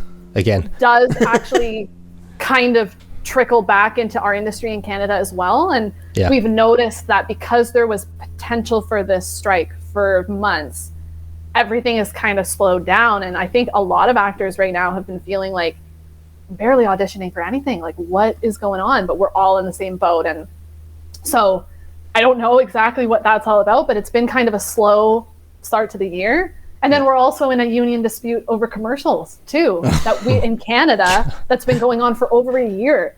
The ad agencies were trying to cut the wages on our agreement, and our union actor was basically like, this is unacceptable. We're not going to sign this deal. And they were like, fine, we'll just only make non-union commercials and we'll lock all of the union actors out. So union actors, we haven't been able to audition for most commercials in over a year, which has been like such a tough hit financially for all of us and for the industry. So it's just been a tough couple months, honestly. Like, as actors, we're just like, there's no commercials, there's no film and TV. Like, what is going on? I've had a few good commercial auditions in the last couple of weeks, which is why I've been super busy. So that I'm like so grateful, because I'm like, I don't know what's going to happen here. Yeah. So what type of TV commercials have you done yourself? Okay, I've done a few. The most recent one that I did was for Nature's Heart granola bars. And this is the one, it actually aired all over Canada. And so this is the commercial I did that I had the most people texting me, being like, I just saw you on TV. And do you like granola bars? She can't answer that. She'd have to kill you. Yeah, exactly. I'm contractually obligated. You got a box full of them around the back of there, haven't you? Yeah, they're all over there. Yeah. Yeah, that was the most recent one that I did. That was a really fun one. And then I also did one that was for Monster.com, like the job hunting site. Oh, I thought it was energy drink. Oh yeah, different Monster. Yeah, the Monster. That's the job search website, right. And that one aired in Europe, I think, and I never saw it here, but I know that it aired, and I think it had aired in Europe. And then I did one for Holiday Inn. The hotels before that. So yeah, a couple of, and that one was also on some channels. So again, I remember being teaching, I was at the studio, and one of my students, the student who I didn't know very well either, like she was from a different group, and she just comes up with her phone and she goes, is this you? It was like a screen capture of my face in that commercial zoomed in. And I was like, yeah, that is me. Did you saw that commercial on TV? She was like, yeah. And then she like walked away. I was like, okay. Glad that people are seeing it. Awesome. Yeah. So when you're on set, Pink is in, for example. Yeah. Do you get to improvise or ad lib as you're recording? And there's a second part to this question, because me and Steve discussed something here. Oh, got it. Okay. So I'll answer part one. Sometimes yes. It kind of depends on the scene, right? Yep. Like sometimes the way the scene is scripted, it's really important that it's as written, maybe for timing, or there's information that needs to be given that needs to come out a certain way. Like, and I think truthfully, it also probably depends on the show that you're on, like how tight they are about the script that's written and how much they are okay. Like the writers and the team is okay with improv and how much they aren't. Pink is in, it kind of depends. Like sometimes we are just really sticking to what's written, especially for that comic timing. But actually, I have a couple of examples of times we did do some improv. And one of them is upcoming in the season the episodes that you don't have yet that you'll be seeing in June. Okay. And you wouldn't know it was improv based on the way that it was cut together. But the team had decided, you know what, it actually might be helpful if we had a scene where we talk about a couple pieces of information that will help things make sense later. And I can't quite remember what made them decide to do that, but we did do a little bit of improv on the day. They were like, great, we're just going to take the 5 of you who are in the scene. We'll go into another room for a second. These are the pieces of information that we want to add to the scene. Do a little improv to figure out what that would look like. And then we kind of improv together. Okay. Came up with a rough idea, and then we went on set and we filmed it, still improving, but within some parameters. Yeah. And then that scene made the final cut. So you wouldn't know it was improv, but there was a little bit of improv done there to kind of figure that out. But yeah, what's the second part of your question? The second part I wanna know is because we discussed it last time, because we found out that you're the third actor from Pink is In to join our show. We thought maybe you could throw in, if you're doing a season 4, get fact. Yes, that's so funny. Okay, I'm gonna keep that in mind. I'm gonna see if I can work that in. Well, it's the kind of thing that we would say in the show too, like, because it's sort of this 80, it's got that like 80s British humor. So sometimes the jokes do feel, I don't know, it feels like that it would fit that. That kind of that would fit, So I'm gonna see what I can do. I can text Kim, the writer. I'll see if we can work that in there. Yeah. Who's saying, because you're the third actor on as well from Pink is In. This is technically Pink is In season 3. Yeah, exactly. Right here, happening right now. Yeah. Well, you'll have to get us on. Pardon? You'll have to get us on. Exactly. As background. Yeah. Oh my goodness. You should totally. I will. We've had that happen before, where we have people who are connected with the show in some way, or like family or friends who have come and done background. Like Josie, who plays Juice in the show. She had her mom be a background in one of the episodes that you're gonna get in June, where it's like a big scene with like lots of big crowd, and her mom was one of the extras. So I don't know, we might be able to make it happen. You guys can come to Canada. Brilliant, yeah. We're doing a lot of promotion here for you with these podcasts. We'll just be walking around on set with Get Fat cups. Yes, exactly. You're just like holding it in the background. Product placement. Yeah. Or we could do that. We could send a couple of cups over and they could be drinking from them in set. There's also some stuff in the show that are like sponsored things like that. Product placement. I can't remember. There was like a drink that they were drinking in the first season. The beer. Up a lot. The beer, yeah. Yeah. And it was always the same brand. Yeah. And I think that they sponsored us. Right. And they put I don't know, if you send some mugs, we could probably get them in there. You weren't sponsored by whipped cream as well, are you? Pardon? You weren't sponsored by whipped cream as well, are you?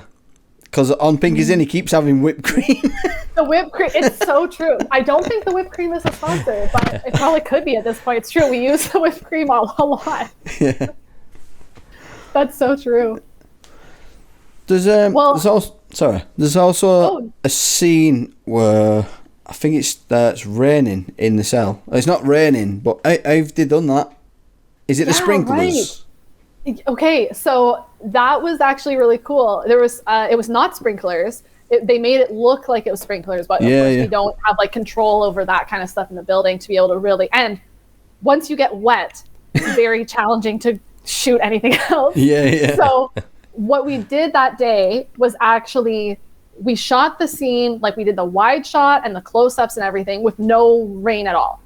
And we just pretended that there was rain. And then the director sort of cued us to when the rain was going to start, because of course we don't have it raining on us to know, now it's raining. So we would shoot it, and then he would kind of call out in the background, which they would cut out, being like, okay, it starts raining. And then we would just act like we'd gotten wet and kind of run away. But then there's one part that actually, I should say, so then they edited in some rain that gets on all of us. But then there is one part that actually was real water. And so just Ruby is the only, with the umbrella. only person with the umbrella. They actually did rig up something that like poured some water down so that we could get that one shot with actual water falling on the umbrella. But we shot that very last so that if Darren got wet or anything else got wet, we didn't have to like wait for everyone to dry off and then try to shoot all the scenes from before. So that was kind of the last thing we did. So it was sort of a combination of real water and fake water. Yeah, I was going to say, because the mics that you have on you, I'm sure they're not waterproof, are they? Oh. No, they're not. It's true. So that's another thing, is you're kind of trying to time out. Of course, Darren is speaking in that scene, so he needs to be mic'd.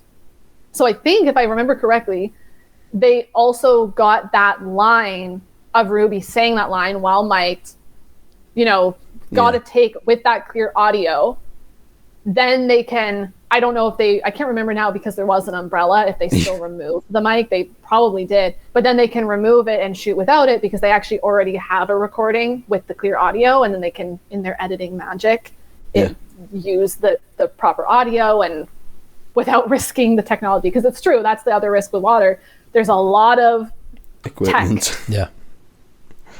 I don't know if it's the same in TV studios as it is in films when they film on set, but do you have to go back and re-record any voice that didn't get picked up properly in the show? Yeah, actually, I had to do that this time. Okay. They call it ADR, so you go back and re-record something that maybe didn't get. It could be for various reasons. Like sometimes it's because whatever they recorded the first time, there was some sort of sound interference, and for some reason they didn't get a clean audio of that one line, so they'll have you come back and record it so that they can edit that in.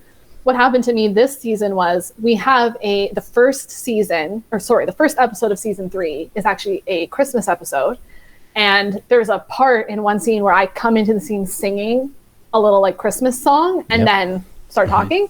And no one had told me what song to sing. Like, it just said in the script, sing a Christmas song. And then no one on set said anything about it. And so I just picked something that was kind of easy to sing a line of and have it be recognizable and then jump in. And I can't remember now what I sang originally, but I came to shoot the rest of the episodes of the season, and Darren comes up to me and says, well, we're going to need you to do some additional audio, because the song you sang is copyrighted and we can't put it Oh, God. And he was like, I'm so sorry. I should have told you what songs were allowed before. But, it was a crazy day on set. We were shooting so many things back to back. We just missed it. And I was like, I probably should have asked before I just started singing a song. So basically what they did was they have this in the scene. They had a shot of me entering that was at quite a distance. So you couldn't quite see the way my lips were moving. You could just tell I was singing, but you couldn't see. So we shot a bunch of stuff for the other episodes that day, and then I stayed a little bit late, and they brought me into kind of a quiet room, and they gave me an approved song that was it didn't have copyright, so I could sing it without a problem. Yeah. And we basically measured how long was I singing that other song, how many seconds was it, and then we kind of timed it, and I recorded the same length of chunk of song of this other song. Right. And then they took that audio and put it in the scene. And you can't tell because I'm at such a distance, but now I'm singing a song that is copyright free. That was kind of my first experience of having to be brought back to do ADR for something. And I was like, oh man, I really messed up singing this copyrighted song, and now I've got to come back. Well, you don't think of Christmas songs being copyrighted, do you? Because you sing them all the time anyway when you listen to the radio and stuff, so you don't really think of it like that. Totally.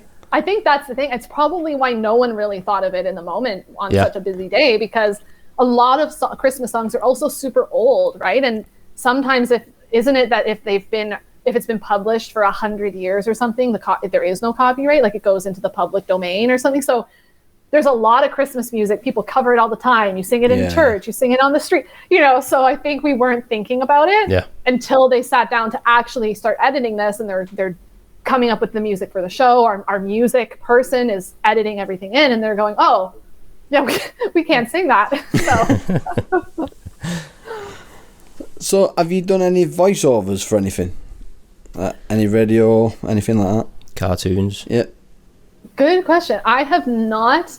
I don't do a ton of voiceover. I do audition for it, and so I'm trying to get better. It's like, it's not something I've ever really done very much of. So I've taken like a class to try to learn a little bit more about it. And my agent sends me a fair number of voiceover auditions, and I feel like I've improved a lot. Like now that I'm sending them in, I'm like, okay, I feel like I have a little bit of a better sense of what I'm doing. So hopefully I'll book one of those soon. It's like, would be another great kind of thing to do, but I haven't yet done voiceover, but I did, before the pandemic, audition for a podcast. It was going to be a radio play, essentially, split into a series over the length of a podcast. And it was sort of like a fantasy podcast series. Yeah. And I auditioned. I did actually get a role on that. And it would have been my first voiceover gig. And it was for a character, like a kind of crazy, swashbuckling, like piratey kind of character. It was like a really cool character.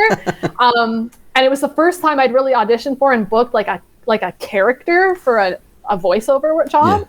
But then when the pandemic hit, the project got put on hold because we couldn't be in person, we couldn't meet and whatnot. And then I don't know what's happening with it now. Like I haven't heard anything from the creators for quite a while. So I think maybe the project has just been like shelved for the moment. But so as you asked me that, I'm like, technically I did book one job, but I never did the job. So does that count? So, you know, when you don't get the job, how does that affect you? Do you just shrug it off and just go for the next one, or? Yeah, for me, I take rejection pretty well. Like most of the time, I am pretty good at being like, okay, well, that wasn't it. Go on to the next thing. Especially if you're lucky enough for it to be a time where you're auditioning for quite a few things, it's easier to kind of be like, okay, well, I've got another one due tomorrow, so I'll just worry, you kind of just move on. And most of the time I am pretty good at doing that. Like I do have a feeling that the things that are right for me are going to work out. So if this one didn't work out, it wasn't for me for some reason. And, there'll be another opportunity. And I've had that happen where maybe one thing didn't work out, but then I got to do something else that turned out to be better for me or whatnot. But sometimes if it's something that I've auditioned for that I am like, I really wanted it hits me a little bit harder. Like I had one, I auditioned for a play in, I guess February. And I had auditioned for the play. It was a self-tape. And then I actually got a call back. And so I got to come back in person in like a smaller group because they had liked my audition. I got to come back again. And I did like a really good callback. Like, sometimes you just know that you nailed it. And I knew I nailed it. And I thought I really had a shot at it. And it would have been like, it's a play that I've loved for a long time. Yeah. And what was the worst was not only did I not get, like, they never responded. Yeah, they never do that. You just never tell you. It's the worst. So, like, I think a full month went by. And I'm going, could I still have a shot, or like have they cast? And then finally about a month later they actually emailed and were like, we've gone in another direction. And I was like, that one, it took me a couple of days to recover from that one. I was like, it hurt my heart because not only did I love the play, but they'd called me back. Like I was even closer to getting it, I was like, I was in the running. So that one hurt. So it kind of depends a little bit on, I would say overall, most of the time I'm pretty capable of being like, okay, like on to the next thing. But sometimes there's those ones that just like, it's really hard. And I think honestly, that's what I'm trying to learn now, is that sometimes you just need to like feel that and be like, oh, that hurt, that one. And you just need to take a couple days to like be sad about it. Yeah. And then you'll bounce back, but if you kind of, sometimes it's better to just like, let the feelings hit you and sort of, just process it and be like, that sucked. I was close to that one. I did a good audition. I didn't get it. And this is a bad feeling. This is hard. And then kind of just be kind to yourself for a couple of days and then be like, okay, time to get back in the saddle here and stop feeling sorry for myself and, move on to the next thing. Because I actually did a self-tape in December where I got the interview and everything, and then they said they'll be recording in May if you get it. We're in May now, so I've still got a chance. Yeah, you're like, well, I haven't heard a no, so it's not the end of May yet. The not hearing is so terrible. I feel like I would much rather just be told no. No, I can just roll with that. I'm like, great. Yeah, okay. yeah, sure. I didn't get it, Yeah. moving on. But when you just don't hear, Well, you're left in can't limbo, aren't you? help- Yeah, you're in limbo, and you can't help but feel like it might be a yes. So you are hopeful. You can't stop still being hopeful. Like you're saying, you're like, it's May. Haven't heard no yet. You know, it's gonna Well, happen. no news is good news, as they say. That's the thing, right? So, dead or alive, who would be the ultimate actor or actress you'd love to work with? Ooh, I'll let you have two. I would. Dead or alive. I would love to work with Emma Thompson. Yeah. I think she's amazing, and she's amazing in everything that she's in. Whether Yeah, it's she's very adaptable. very adaptable, and yeah, I just think she'd be someone you could learn so much from. You know, like has had Yeah. such an incredibly long career in theater and film, right? And it does both well. And there's something about her that's so like, she can just be so like direct and to the, like she's and strong and like to the point. And then, but then you see her in like Sense and Sensibility and like a period piece, and she's like this love interest. It's just like she can do it all. So yeah, she would probably be my Didn't top she choice. recently do a nude film? Yes. Yeah, she Yeah, did. she did. So was she hired a escort, or was it? Yeah. Yes. It was something Leo Grand. I Yeah, think is what yeah, it's called. yeah. And yes, It's a good it film. was about her hiring an escort to like learn, try to like have some sort of experience. Like, and he was a lot younger than her. Yeah, yeah. Yeah, I haven't seen it, but you're right. I forgot about that coming out. I need to go see that. See, I seen that nude scene and I was like, you go, girl. Body positivity. Yes. So true. Like, it's so nice to see. You're right. Like, to see these. It's nice to see things where, like, older women, Yeah. putting quotes around that, women are, like, getting to do these excellent, like, complex, interesting roles. Yeah. And they're still, they're not just becoming, like, the old grandmother, like, Yeah, interesting exactly, yeah. things like this film. Because I think for so long, one of the challenges for women in film and television is it's like you hit a certain age and like no one cares about you anymore. It's like you're 40 and everyone's like, oh, they're old, and you're like, I am only 40. I have all this life to live and all this like great acting ability, but there's not always roles, good roles, I should say, written for women who are like older than 30. So it's just, I feel that too. Anytime I see women like her doing like cool, empowering work like that, I'm like, yes. Thank you. Like, Yeah, I mean, quite a few of them have done that in the careers, haven't they? Later on in the careers, Helen Mirren, she's probably one of the most famous for doing that. Totally. Jodie Foster did it. Yep. In Nell, and there's another one, I can't remember her name. She was in Twister, and she did it as well. What's her name? I can't remember. Anyway, she did it. That actress. She also did it. That one. It's so true. There's like a few women who are kind of like paving the way in that kind of work. Yeah. So does that mean in about 30 or 40 years' time we can expect to see you? Empowering women. Empowering women. Let's hope. Like I want to act for a long time. Like I want to be, people will say, like, people talk about retirement a lot, right? Like people will be like, oh, I'm just counting down until I retire. Like a lot of people feel that, but I would love to be, like I think about one of like our Canadian icons, Christopher Plummer, who is, internationally like a star, but Canadian represent.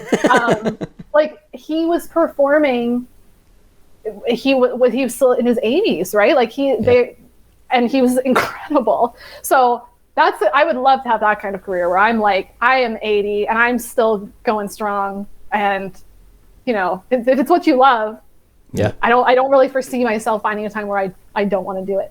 You just want to be making so much money that you can, afford to take a break and go on vacation and then come back and do whatever project you want, whenever you want. Yeah. That'll happen soon with our podcast, won't it? It will, yeah. At the minute, we're at minus. Yeah. Yeah, any second now. Costing a fortune. Well, are you ready to play Fact or Reset?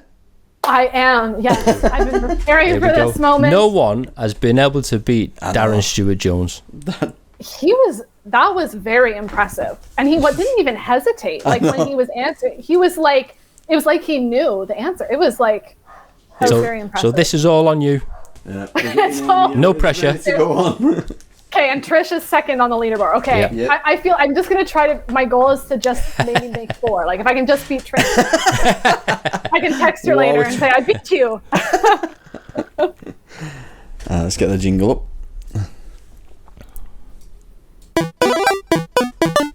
Stand clear. It's fact or reset.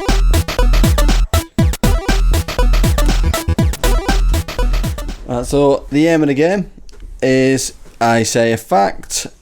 If you think it's a fact, you say fact. If you think I've made it up, you just say reset. And you keep going until you're on the board. So if you get the first one wrong, you still go. Oh, I get to go. Okay, I'm Yeah, not yeah. worried about that. So you guaranteed to be on the board with 1 point Okay. at least. Right, so we start. A shark has a blowhole like a whale. Reset. Yep, reset, you're on the board. You're on the board. Here we go. And we're off. There we go. Yeah. The longest recorded flight of a chicken is 13 seconds. Fact. Yep, you're on to So guaranteed Yes, okay. third place so far. Okay, I can work with that.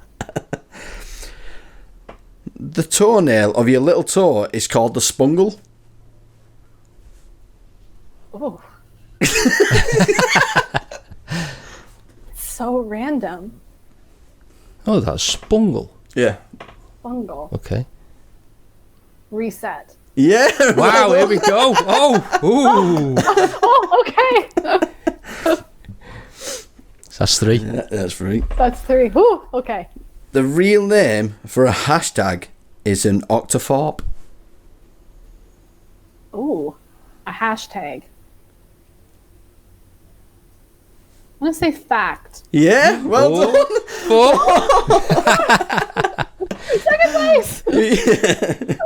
Going for Darren here. Okay, here we go. An ostrich's eye is bigger than its brain. Fact. Yeah, well done. Oh. Join first. Oh my gosh, I did not. think This he was one going to so beat well. Darren. A turtle can change its shell. Reset. Reset, well done. On top of the board. Yes. Oh my gosh. Flies got their name from a man who discovered them in Italy called Salvador Fly. Reset. Yeah, Oh, here we go. so that's 7. That's 6. It's 7, wasn't it? 1, 2, I 3, think- 4, 5, 7. Sorry, my 7, fault. yeah. Yes, 7. A group of frogs is called an army. Huh. Fact. Yeah. Yeah. Oh my gosh. A group of rhinos is called a crash. Ooh. I'm gonna say reset. No. No. That's the end of that. That's true. But you broke the record there. you smashed the top spot there. What was that? Yeah. How many was that? 1, 2, 3, 4, 5, 6, 7, 8. 8? 8? 8. Wow. Yeah. I don't even think I've got that number. Right, you have to get on to Darren now and text him. Yeah. Loser. I'm a winner. Yeah. I cannot believe that. I was nervous. I was like, I feel like I don't know a lot of facts. So it was gonna be a lot of guesswork. Yeah. So I didn't know how well that was gonna go. That was brilliant. Well done. I've got a lot of moving around to do now. Oh yeah, you're gonna have to, I have to move every one of them. you need to get one of those things that they have that's like where you slide the Yeah. Yeah. Yeah. in and out. There's magnets. That'd be easier. Yeah. Yes, magnets, exactly.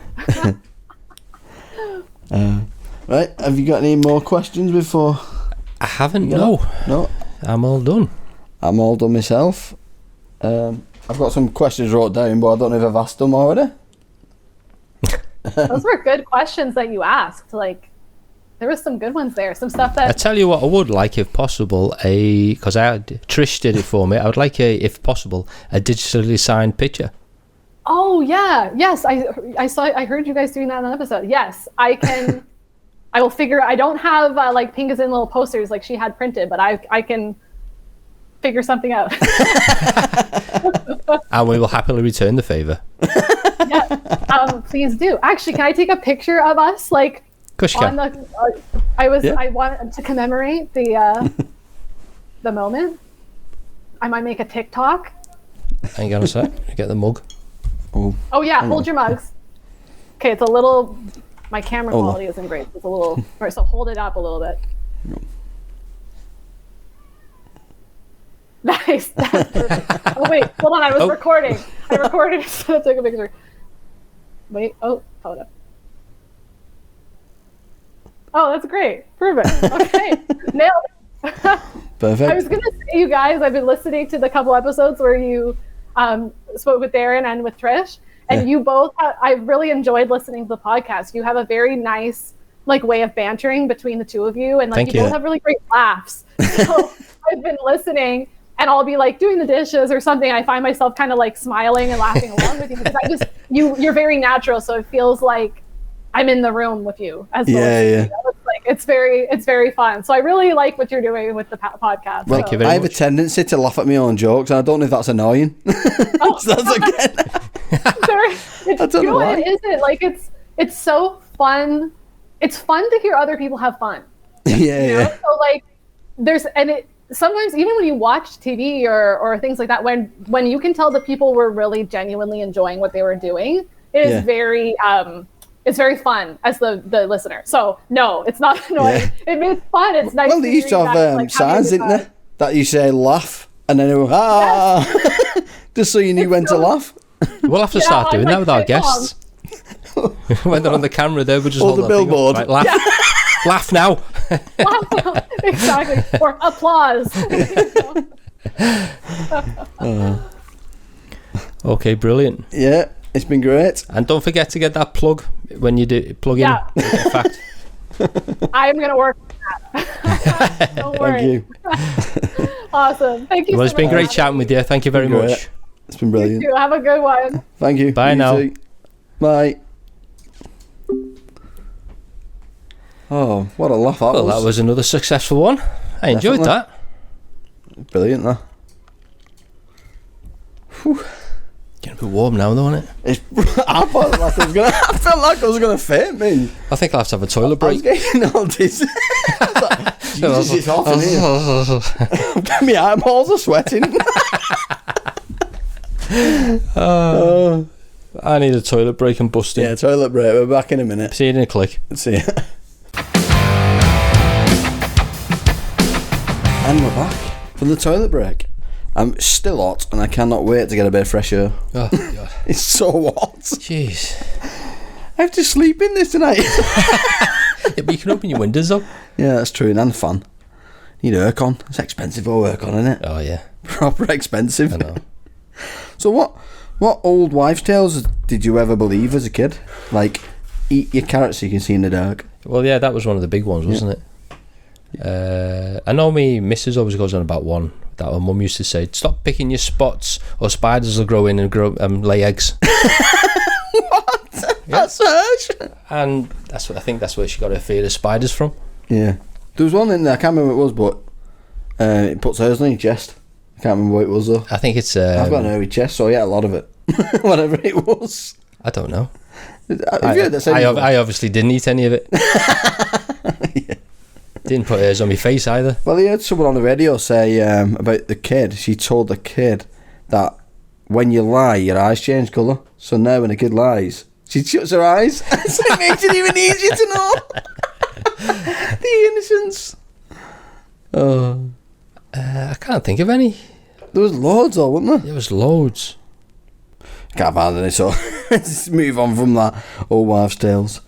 Anyway, so I was listening to an old Ricky Gervais stand-up, and you know I was on about spiders the other day, and you're saying like your kids have a phobia of them, stuff like that. Yeah.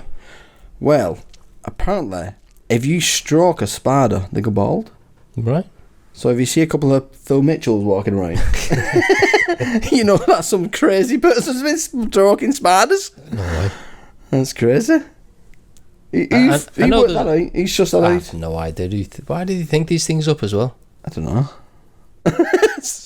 I mean, I know there's a lot of senses around pregnancies as well. Yeah. Like I've just found some here that if you carry more weight out, more of the baby out front, Yeah. it's a girl, and if the weight you carried more within you, Yeah, I've heard that a one. boy. Or dark nipples means it's a boy or something like that. I mean, Yeah, they used to have a little dangly chain as well that you put over Bella. Yeah. And if it lands, it starts swinging that way, it's a boy. Yeah. It starts swinging, yeah. Such little weird tricks. it's easy. Just go to the hospital and get a scan. Yeah, I'm seeing it's a boy. Well, no, it's all about the gender reveal parties. No one wants to know that. No, at the hospital, did it? No. It's like, pop this balloon and find out what it is. Who popped the balloon? I've seen one where the kid slices the thing and the balloon flies off, so they never find out. I think there's one as well where the balloon popped and it was a boy, and I think the girls just started crying and went off sulking. I wanted a girl. Oh, this one I need to tell you about neighbourhood pettiness. Have you got any of that? Neighbourhood pettiness. I think I'm getting a bit petty because I'm become a grumpy old man. Yeah. Well, there's a guy down our road with a motorbike and just revs it for no apparent reason. Oh, we've got one of them across the road, a big Harley Davidson, about 6 in the morning. And then he walks around his motorbike. Yeah. And then he looks up to see if anybody's looking at him, looking at his bike. And then he gives a couple of blips on his accelerator. Yeah. Then he'll walk down the road, squat down to look at his bike, whatever he's looking at. And then get on his bike, a couple of more blips on the accelerator, has a look around to see if anybody's watching him, and then drives off. Right. And then he reverses the process on the way back in. He pulls up, gets off, checks if everyone's looking, walks halfway down the road, crouches down to look at his bike for whatever he's looking at. Yeah. I love me motorbike. Just me being petty. I hate him. So neighbourhood pettiness is real. It is. Email in if you've got any neighbourhood pettiness as well. But I'll tell you my tale, and then we'll give you the email for it. So my tale is 2 days. Oh, so I don't know if I should say 2 doors down, but she's got. If you know where I live, you're gonna know who it is. Well, she got this big dog, and she just lets it out up front, to poo. Yeah. And it keeps going into our garden, just pooing in from garden. Oh, God. And I got sick of it, so I scraped it up with pan and proper flung it straight back into her own garden. It's like, woo! Imagine if she stepped out the door at the right time. Oh, that'd be ace. What the hell is a big bird? Launch it. Has she got a car? No, she's not got a car, I no. was going to say, launch it at a car. Well, the email. In case you've got any neighbourhood pettiness you want to email in. Yeah. If you've got any neighbours that, doing your heading and you want to email about them, you don't have to... Well, just tell us if you want us to say your name or not, so it could be anonymous, that you've got an annoying neighbour. Email in at contact@getfact.co. That's contact@getfact.co.